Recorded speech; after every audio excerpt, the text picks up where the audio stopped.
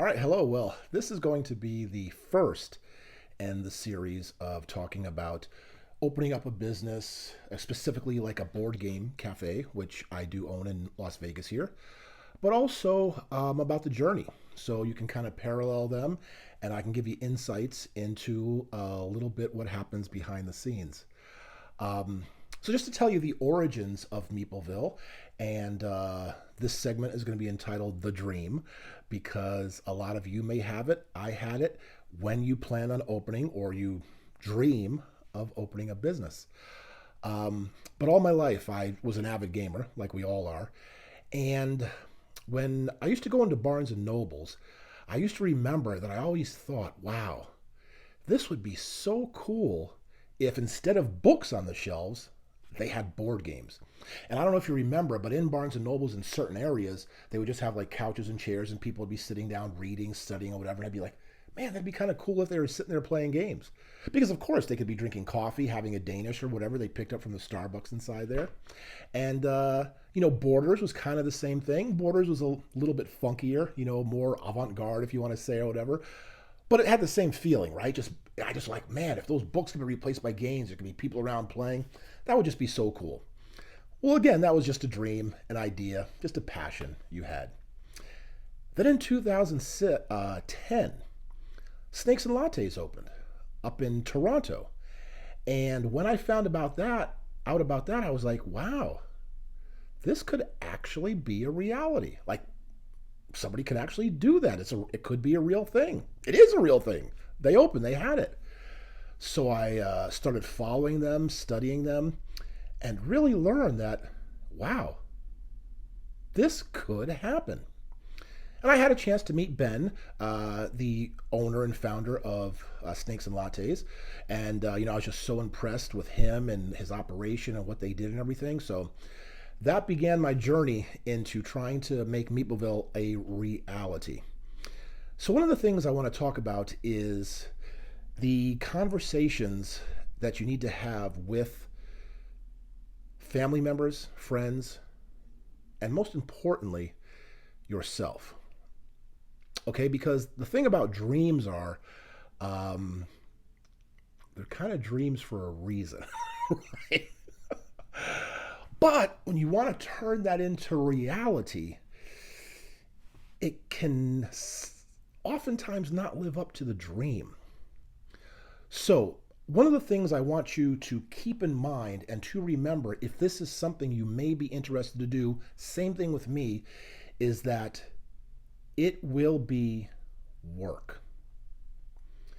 Okay? And just remember when you're dreaming, if they're good dreams, you're having a good time. It's pleasure. You're enjoying it. You're dreaming. These are fantasies, things you want to live out, things you want to do.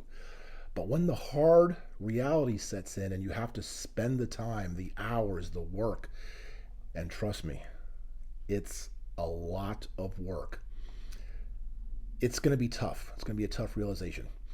So, what you need to do is while you're doing this dream, because again, I did a lot of research, okay? Because initially I was going to do it with a friend of mine, John, who still to this day is one of my closest friends. We didn't go into business together, but we're still, close friends and everything. But we did a lot of research, right? We went to game stores, we went to board game cafes, we researched on the internet, just did years of research before essentially I, by myself, opened Meepleville. And I mean a ton of research, ton of discussions. But as I said, those conversations, because, if especially you have a partner, a wife, kids, or doing whatever, this dream of yours is going to affect everybody in your life. Okay? Because it's going to have a profound effect on you. So you need to make sure that you have those hard, sometimes uncomfortable conversations with the people closest to you and around you about pursuing this dream. Because again, the work involved, you may be away from your kids, your family, your partner, your friends, whoever it is for long periods of time.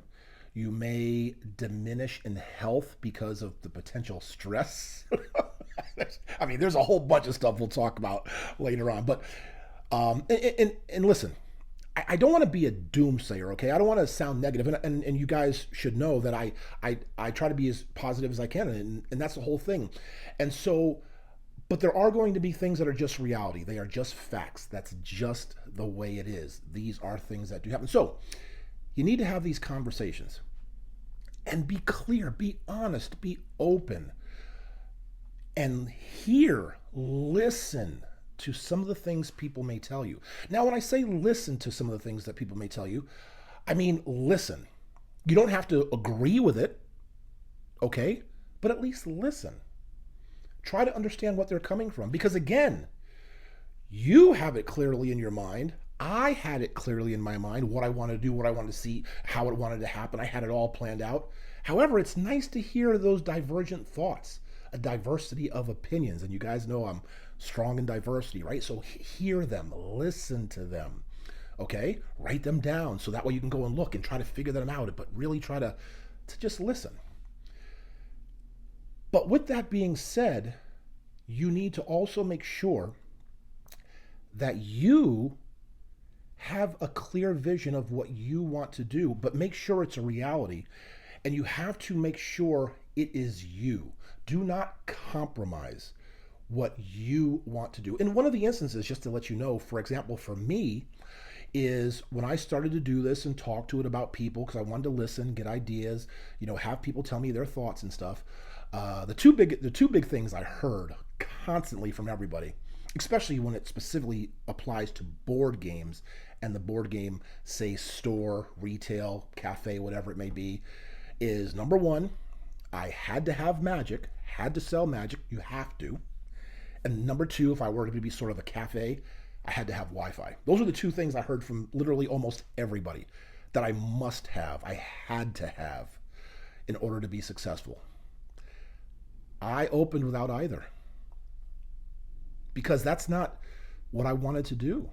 Neither one of those. I didn't want to get into magic, didn't want to do with magic. I didn't do it, I didn't play it. I mean, I did, with the cards. A friend of mine, I got introduced to him and he brought back a black border pack from Gen Con of magic. So I was in it from the beginning and all that kind of stuff. And I didn't want to have Wi-Fi because my whole point of opening the place was to get people to interact socially, to play games, to look each other in the eye. Social interaction. Not get on the internet with Wi-Fi. So I didn't want to have either of those. So again, that's what I mean about, your own values, about your own vision, okay? So you still want to have that, but let people talk to you, listen, and just keep, mingling those things in your mind about what they've been saying. But make sure you have those conversations with the people closest to you, okay? Because this is going to be all consuming. And again, whether you want to admit it or not, whether you believe it will or will not happen, it will have an effect on the people around you. So even though this is your decision, that's something you want to do, your passion, your dream, remember, it's not always going to be about just you. It's going to be about your circle, your world, the people around you. Because trust me, I had those long discussions and those conversations with my wife. And of course, she was very supportive around, but we did have those discussions. We went through them. We talked about everything, got it all out there. We fully both understood, knew what I was getting into or potentially getting into. Eventually, I did get into. But first and most important, is you want to make sure, and I don't want to sound cliche when I say this, so please listen, you want to have that conversation with yourself. Look at that person in the mirror. And you need to be honest with yourself. Bring out all the bad things you know about yourself. For example, I'll tell you a couple of things about me, okay?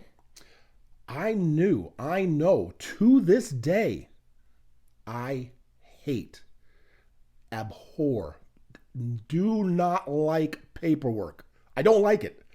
I don't like the numbers. I just don't like paperwork. I don't like it at all. I was an entertainer for many years.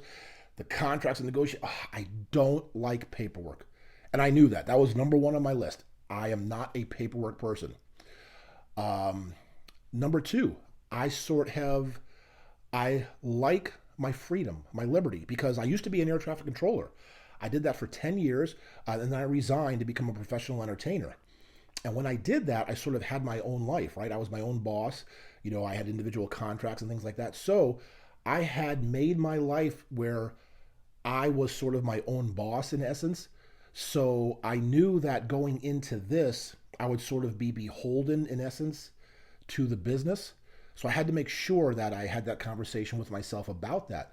Are you willing sort of to give this up, per se, your sort of freedom from, being an independent contractor to now sort of be beholden to the business? Even though it was my business, I would still be beholden to it. I know it may sound kind of murky, but I think you know what I mean. And you need to make sure you point those out. And when you're going forward, and again, we're going to have many, many discussions and talks. And please also make sure in the comments below, write your questions, things you'd like to know, things you may think are different from what I'm thinking. Because again, like I said, I love civil discourse. I love honest, open, polite discussion, conversations. So please, let's talk about these things. Whether you agree or don't agree, just, let me know. But again, be honest with yourself, okay? And don't ever not accept them, because they may be things you don't like. Because, for example, about the paperwork, right? I knew I did not like paperwork. So I knew that going into this, I had to find a way to make sure that that could be handled and would be handled, because it's an important part of the business, right? Paperwork has to be done. So I made sure. I was very fortunate. I went to Gamma. Gamma happened 3 months after I opened. And Aaron Witten, who used to be the treasurer for Gamma, he had this program with like X amount of dollars. I forgot what it was. And he set you up with QuickBooks, gives you consultations, blah, blah, blah, do all this kind of stuff. I was like, bingo, that's what I need. Because I need somebody to help me to get that set up, the paperwork, because the inventory, all that kind of stuff. Boom, did that. Friends of mine who were former lawyers and stuff hooked me up with their accountant. So I was able to get a professional accountant to help me. Same thing with a bookkeeper. And then through my accountant, I was able to find a bookkeeper eventually to do all my books and everything. So yes, does it cost me money? Absolutely. But you know what? I'm sleeping good at night, because that was like the number one thing on my list that I do not like. I can't handle. I just don't want to do it. So why not turn it over to professionals and make sure it gets done properly, and it's done, and they do it. So they did, and they're doing it now, because I knew that was something I didn't like to do. And there are many, many other conversations you probably want to have with yourself, because some people may want to get into this because it's their hobby. And they're like, wow, now I can support my hobby. All these questions you may have, write them down, answer them. Are you doing this for the right reason? Because again, as a lot of us can attest to who are in this business, yes, we may make a good living. We may be able to, pay our bills, pay our mortgages, have our family, whatever, all that kind of stuff. I don't know a lot of us who are gazillionaires. I'm sure there are few, but you know what I mean? This is a labor of love. This is a passion we're going to do. And it can be fully sustainable. But as you well know, there are a lot who do not succeed. We'll go into that in another segment. But again, I just want to get off tangent here, and I want to keep these relatively short. So I hope the one thing that you will take away from this first part, which is like I entitled The Dream. We all have the dream. Have those dreams. Keep those dreams. I want you to realize those dreams.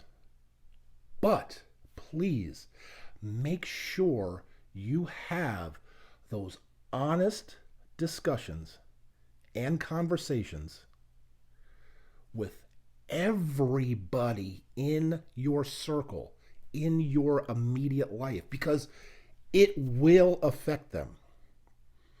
You may say, oh, I'm going to keep this out of the house.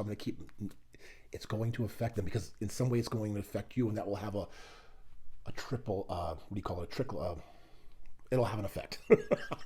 It'll like trickle down. You know what I mean, right? It will have that effect. So have those conversations with the people closest to you. And lastly, and most importantly, please make sure have those conversations with yourself and be 100% honest. Bring out all the bad things, bring out all the negative things, but also bring out all the good things you know you're good at, the things you know you can do. You need to have those as well, but make sure that the bad things can get answered and resolved, and you have a way to fix them and take care of them.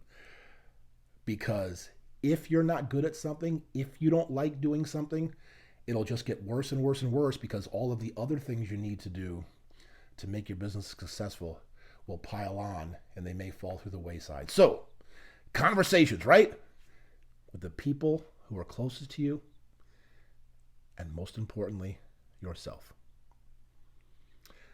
Well, I hope this was a little helpful for you. And again, we're going to have lots of conversations. We're going to be going into the store so I can show you things like the kitchen, the library system, how we put games on the shelves, just everything. Different kind of whatever.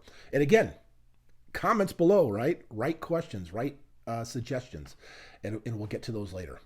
Anyway, keep an eye on the prize and realize those dreams.